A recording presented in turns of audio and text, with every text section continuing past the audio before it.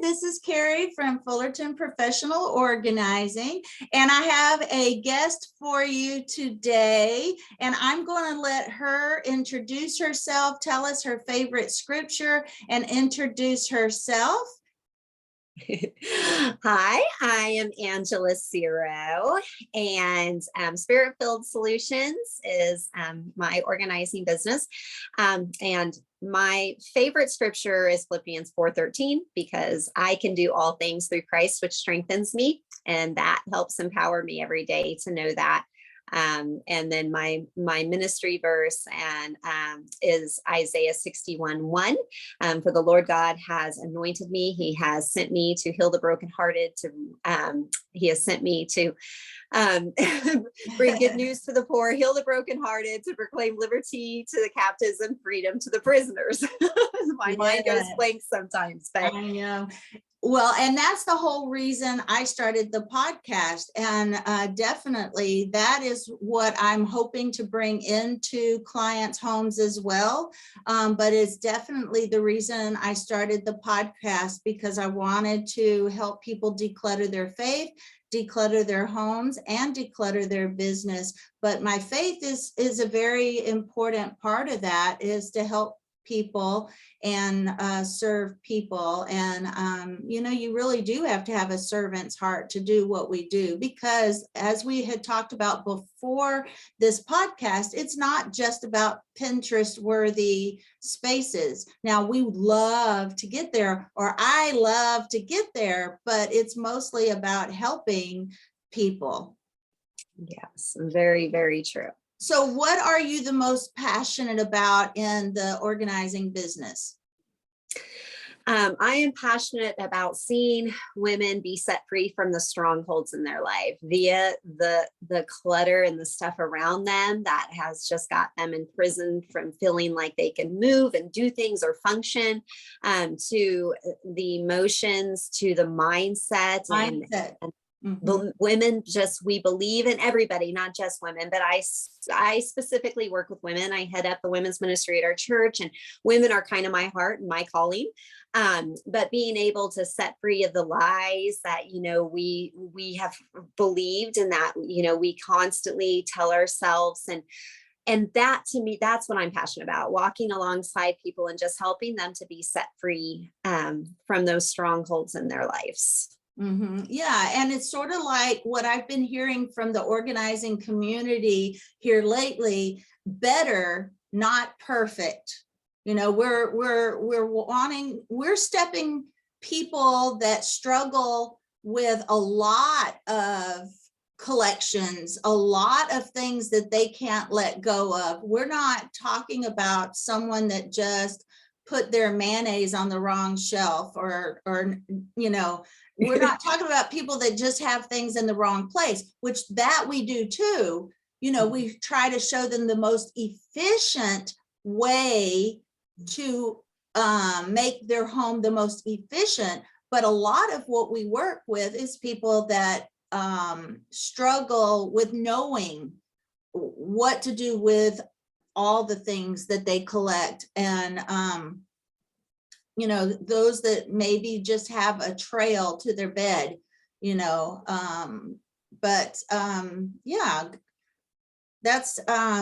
is what we do. That's just what we do. And that's the type of things we serve. Well, and how long have you been doing the organizing? I know you started thinking about it in 2019. Yeah. I took my professional organizing course in 2019.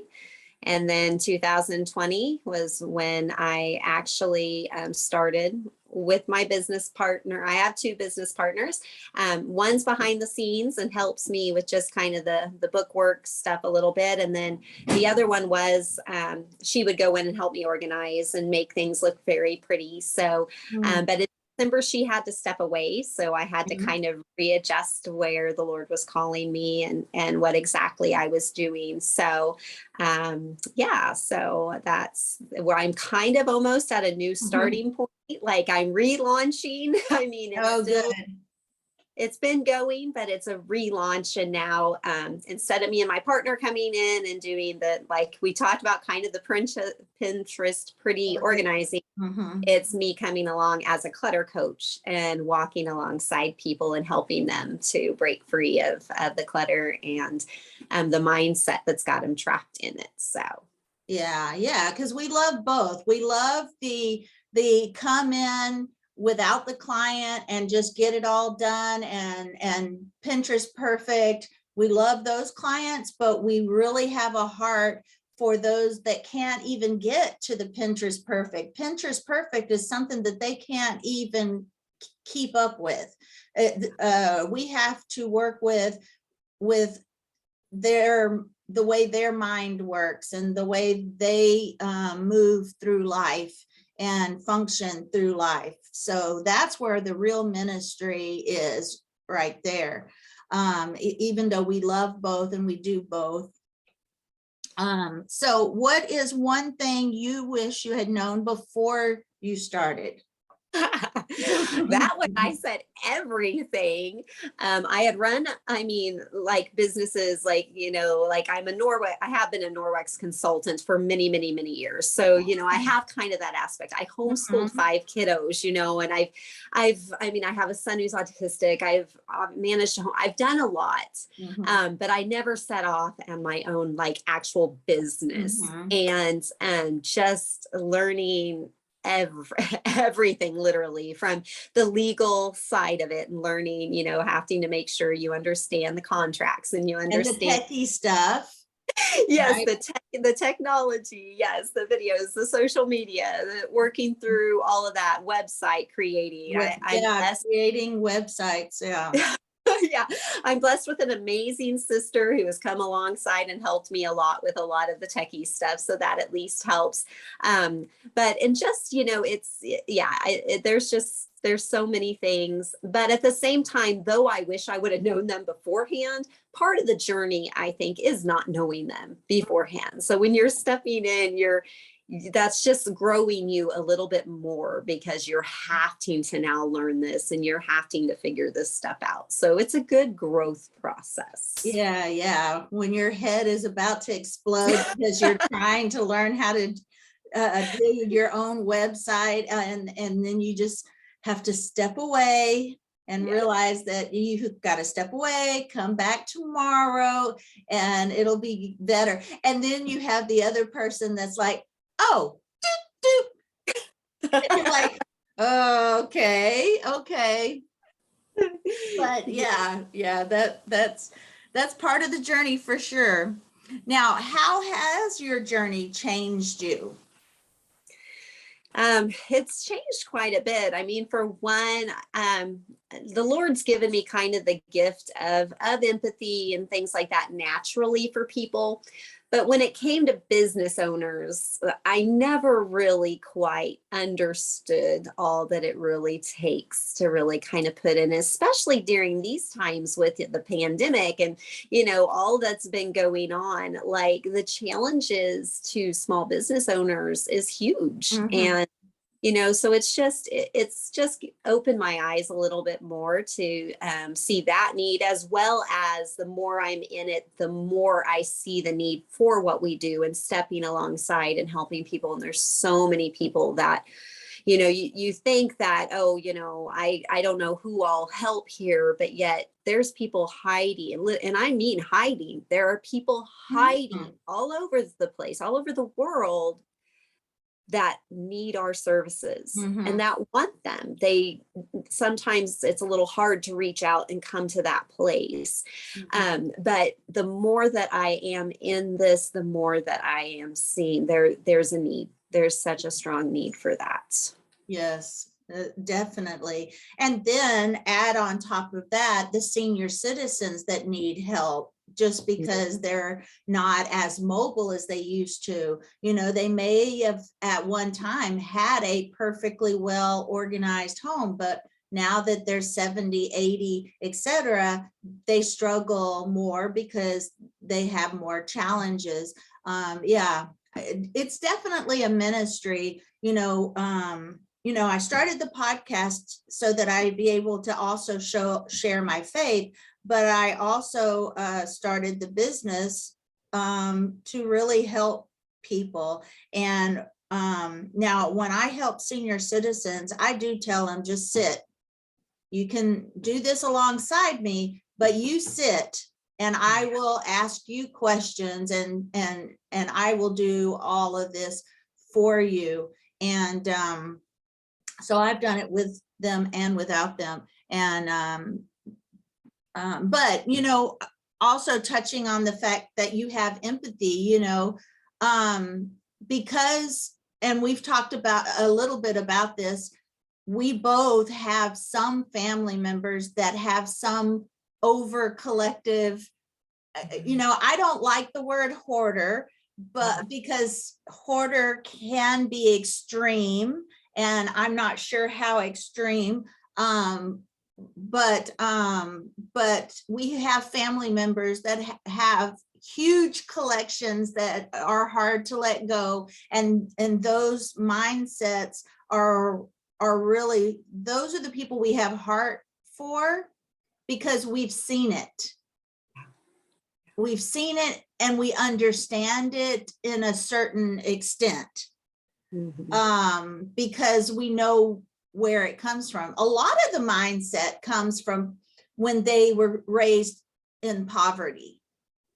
And this is something that they can now control or not control, but they think that it's something, that they can do physically. It's kind of a mindset. I was poor growing up, so I hold on to what I have and appreciate what I have. But now the appreciation for what they have has gone to a different level, where they can't let it go when it's no longer usable or used or needed.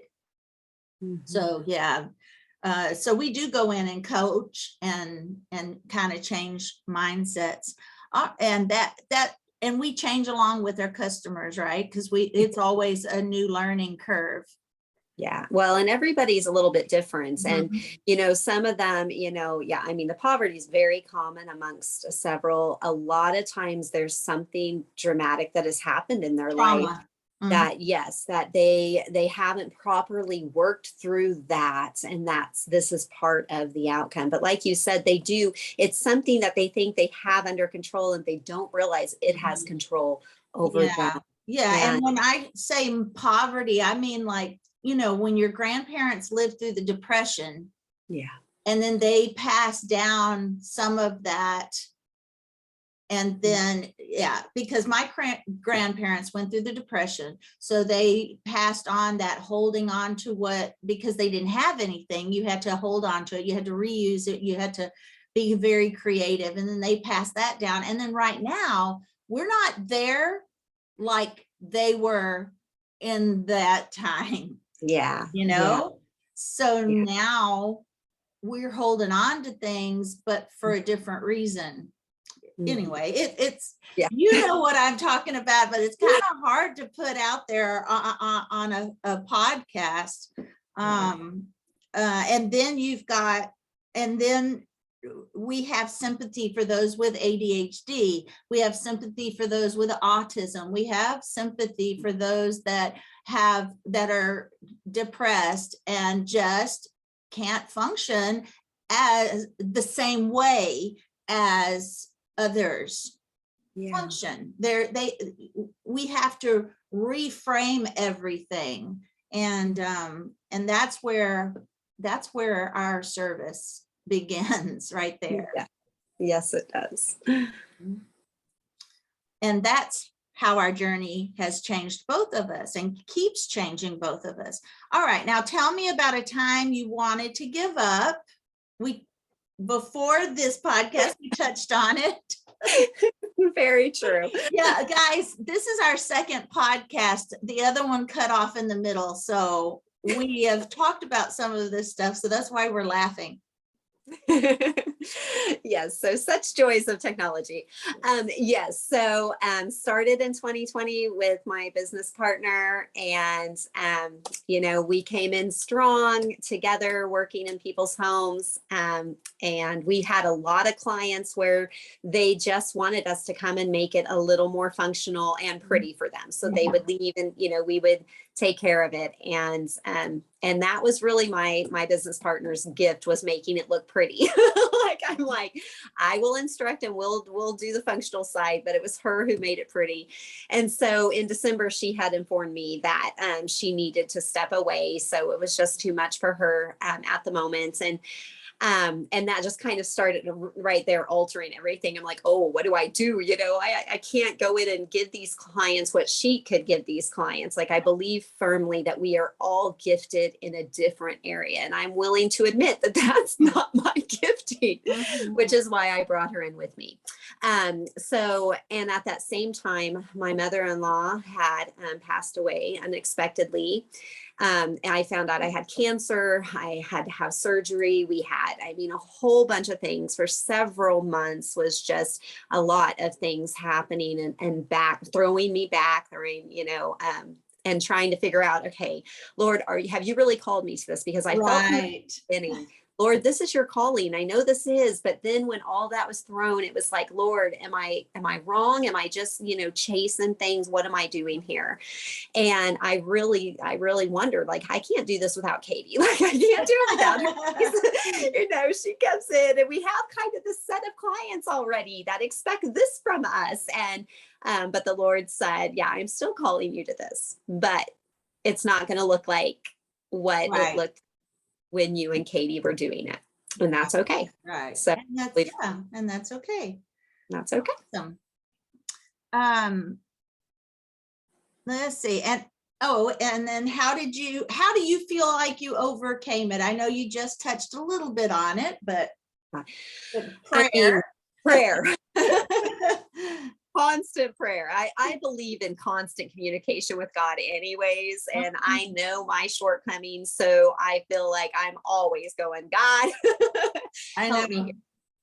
I'm always saying, fill me with creativity, not just help me, get it all done, but fill me with your creativity, because I can copy creativity real well. And I know the organizing part real well.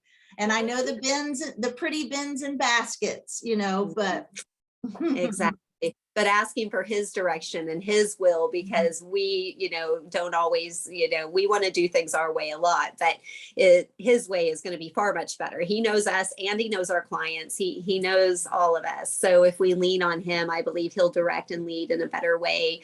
But so lots of prayer. I prayed tons. I held on to that scripture that I shared at the beginning, Philippians 4:13. I can do all things through Christ. It's like, no, I can do this. I can get over this. I can work forward. Yes, it's scary. And yes, now everything's on my shoulders. Yes, I've got to totally revamp what I'm doing, but I can do this. And it just took reminding myself every day of that, and being in that constant communication with the Lord, and just asking him to really give me that clarity. And little things would happen, that would be like, here's just your little sign. Yes, I'm still, yes, this is what I want you to do. Just the way the Lord works usually when he's nudging at our hearts to do something. And yeah, I know I fight him a lot, but I try to be open to seeing when he's directing. Yes. Yeah. It has to be in, we have to go to him for direction, clarity, creativity, everything. I'm a big believer in doing it scared, but that's because I know that I've got God backing me up. Amen. Exactly. I'm scared. I don't really know what I'm doing, Lord, but somehow you're going to work through. Yes. So what advice would you give someone that wants to do what we do? First of all, I highly recommend walking alongside someone else in the jobs and in the work, because you don't really understand what it entails and what you're going to be dealing with until you're in it. So we had no clue exactly what we were into when we first started in 2020. And that's everything from how long your body can hold up when you're not used to it. It's hard on the body. Yeah, And if you're especially in garages in the heat and garages. Yes. Exactly. And we think, well, I've organized my own home. I've done this, yeah, but you can pace yourself in your own home, and you've Yes. got to, when you're working with a client, you're working in a space, you are kind of set to their time zone, their space. You're not going to be stopping to have coffee whenever you want. It's a little bit different. So walking alongside someone else, it also allows the opportunity to see what kind of things might just pop up that you wouldn't think about before. You think of only your own home. Well, our home is only one home out of hundreds and thousands of different kinds of homes. Different So, closets, different. All the spaces are different. Exactly. Like I don't have a pantry. Yeah, I don't. I have a cupboard, but it's not, I wouldn't call it a pantry. Yeah, I just have a cabinet, and I had to be very creative. Right. I'm glad to hear another organizer doesn't have that nice pantry. I know Yes, I get have when I no go to someone pantry. else's nice pantry. I'm like, you have such a nice pantry. I have one cabinet next to my refrigerator that I just had to put in all those little those riser shelves, so I Yeah. can fit as many canned goods in there as I can, because I didn't, and then I had a set up in the garage. So yeah, professional organizers have their own challenges too, but it's not the same as going into hundreds and hundreds of different homes and having to figure everything out on the spot. Yeah. Exactly. And by going in alongside someone too, you also can get the feel before you ever really start anything to know, is this really for me? Because we get excited about something. I know I've watched lots, you watch YouTube, you watch these other, somebody's, a great piano player, or, makes these amazing dresses or whatever. And you think, oh, I want to do that. But the moment you do it, you're like, yeah, this really isn't me. Yes. So, being able to go and walk alongside someone would give you that enough to get your feet wet to say, okay, is this really something I could see myself doing? Or is it just something that looks good from the outside, but not really for me or not my calling? So yeah. Because even when I went into the teaching field, there were many people that went into the teaching field and then decided when they started student teaching, which is the reason for the student teaching, okay, this is not for me. Or those that can handle elementary can't handle middle school. And then those that can handle middle school, oh my goodness, those are the ones.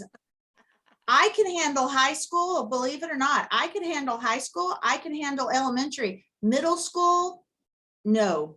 I would just, I mean, I'd be in a corner sucking my thumb. Yeah, no.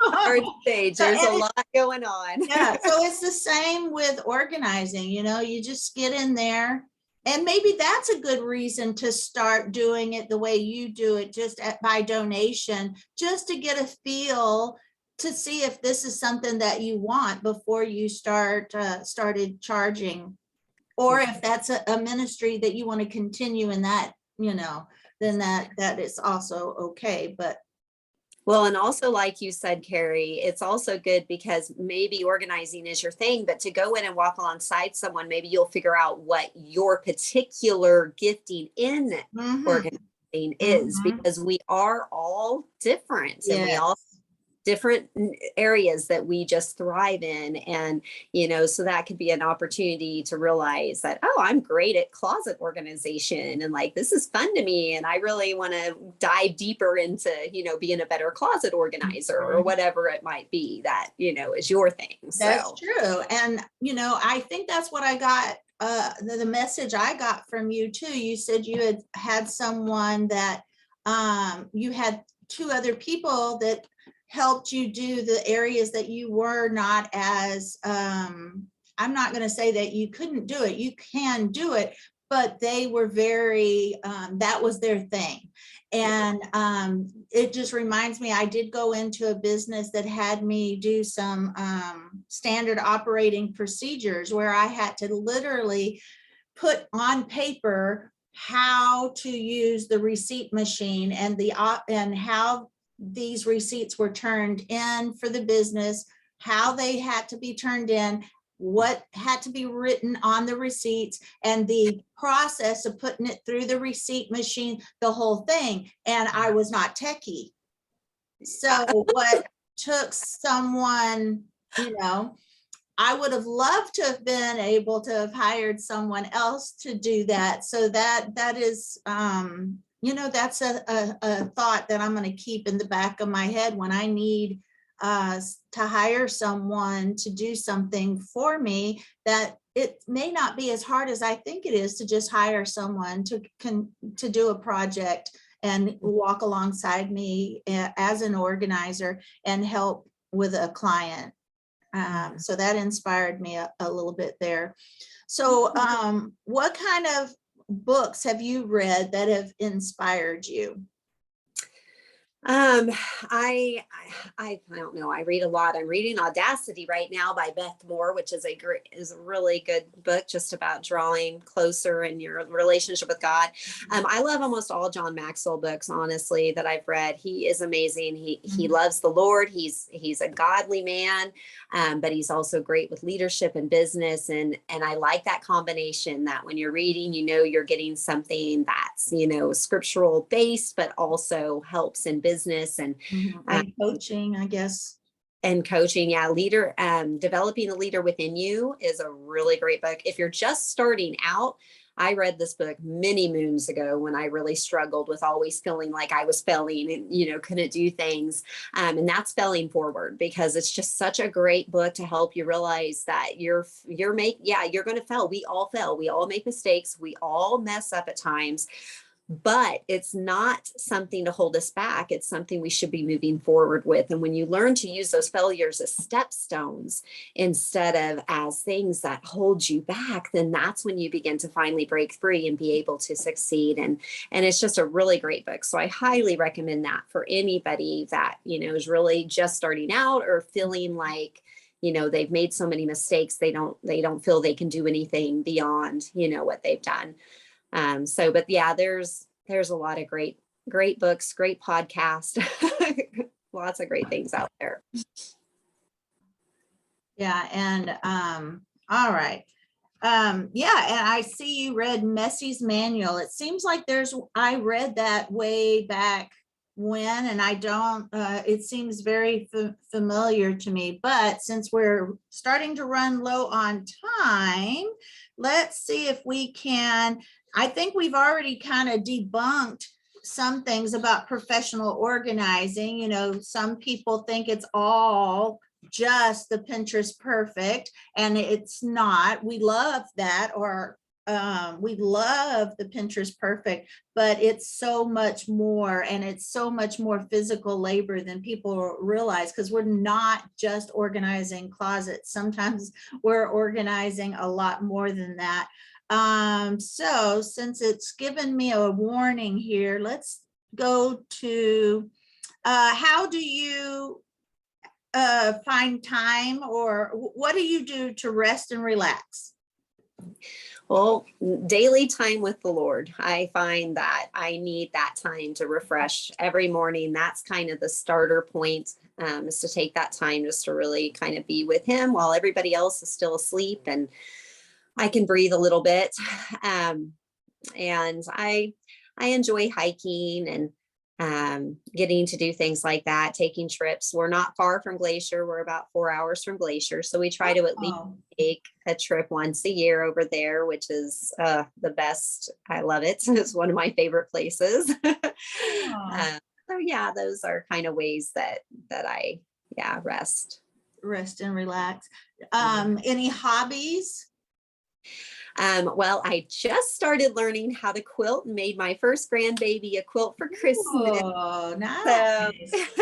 and I really love it. It's one of those things. I still have a lot to learn, and but I have an amazing mentor and teacher who's walking me along. I mean, and I started. This is how bad it is. I never even knew how to sew before. Okay, Oh, not wow. sewing machine. So I sewed on buttons, and that was about as much as I did hand sew Oh, buttons. wow. Yeah, that it would be a big jump. Yeah, so she's been teaching me the sewing machine and quilting all kind of in together and at the same time, but it's been great. I've That's really, good.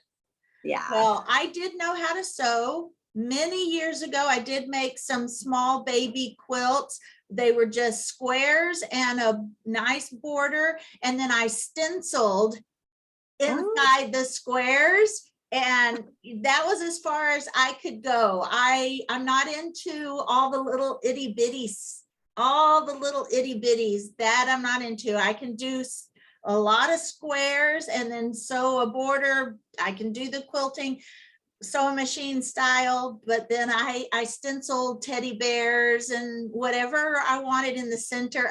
I stenciled with paint, and some of them still have them because I made them. Let's see, they're about 7 and 8 years ago. Is probably the last time I made a quilt was probably 7 years ago. So that sounds so beautiful. yeah. I only do the big square so far because I'm just starting, but I'm wanting to make a quilt. My mother-in-law was a missionary to Africa, and she had lots of African clothes, and I really want to take her clothes and Oh, make a quilt. yes. Oh, that would be really, really neat. Really neat. And All that's right. talking Oh, about good. clutter. Sorry, Yeah. didn't mean to No, go interrupt. ahead. But that's one of those good ways when we want to save, especially someone that we lost, and we want to save all their clothes and all their stuff and all that. Doing something like turning it into a quilt gives you a way to hold on to that special memory of them without necessarily holding on to a closet of clothes that nobody That's can true. enjoy. And since you gave that part of the tip, what some of them may not know is you can actually go even and buy these acrylic squares so that you can, if you're using t-shirts, because I've known people use their kids' t-shirts to make them a quilt for college. That way, if you use the acrylic squares, you can actually position it over the logos on a t-shirt and cut out the squares while you can still see where you're cutting, and make your quilts that way as well. I was thinking if you cut it out, you've got the front and the back of that actual t-shirt Mhm. all cut out at once if you use the rotary cutter. So that's a good Mhm. tip. If any clothes that they want to keep as memories, but if you do the t-shirts, you have to do all t-shirt material. If you do fabric, you got to keep all the same fabrics together. Since we're adding all these tips in for quilting, That's right. I don't want them to go and make this quilt with all these different fabrics and then, yeah, like they're going to jump off of our podcast and go right out and make a quilt because we said. That's right. We inspired them. Oh, that's funny. All right. Now, where are you the most organized personally, and where are you the least organized personally?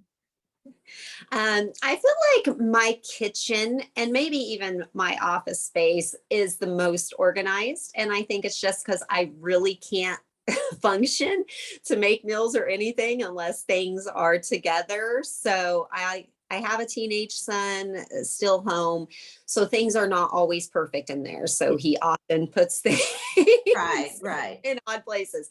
But for the most part, like my kitchen usually maintains pretty together. I'm definitely a visual organizer. You doing the clutter bug, you understand that concept. I like to kind of see things, and seeing helps me to remember. Even my garden, I have a big garden, can't use it. It's out of sight, out of mind. I forget. So my husband built me a nice big garden box right outside my back dining room windows so that I could see it and go, oh yeah, I need to go water and I need to Yes. weed. do all that. But so the rooms I'm the worst at are the rooms I don't enter into as much. We have a guest room. We have my son's bathroom, unfortunately, that I very seldom am in. And those spaces, those are hard for me because if I'm not seeing them, I just don't think about it. And so, yeah. Yeah, my son's chore was, well, I had a son and daughter. I'm an empty nester now, but the bathroom was always his job. Because he was a boy, it was his job. That way, at least it wasn't going to be perfect. Yeah. But at least something was being done, because again, yeah, I didn't go into their bathroom unless I had company coming, because it would be the one that company would use. And my husband and I had our own, so, you know, but yeah. And my son is the one that's supposed to clean it. Whether it's because he's autistic or whether it's because he's a boy, I don't know. His idea of cleaning is same, but at least it gets touched. It gets touched. At least it gets touched somehow. That's what I would tell my mind. At least it gets touched somehow. So then when I go in there, I can just, not worry as much. And maybe I'm fooling myself. I don't know. But yeah. I tell you. And so the least, let's see, for me right now, I think the least organized now for me, I used to say on the podcast, it was my garage, but I did sell my tea party stuff and I have a small amount still headed out the door, but my least organized, I guess, is my craft room now, just because I've got a lot of stuff in there, but it is organized. Yeah. It's just that some things are out of place more than other places. Well, that's projects, and it's the same with my desk is organized, but there are often times that I will have different piles of things I'm working on. Yes. Moments. So, and because I'm visual, if I put them away, they'll get forgotten about. So. All right, let's see. We're going to wind down here. What is it that, and that's okay. We've got pets and that's part of life. I'm not going to even worry about it. It's fine. Because everybody's at home now. Think about it. Newscasters, they may have gone back now to do their newscasting, but with the pandemic, the dogs and the kids have been normalized. So who are we to feel guilty? Because we've seen it. All right. We're now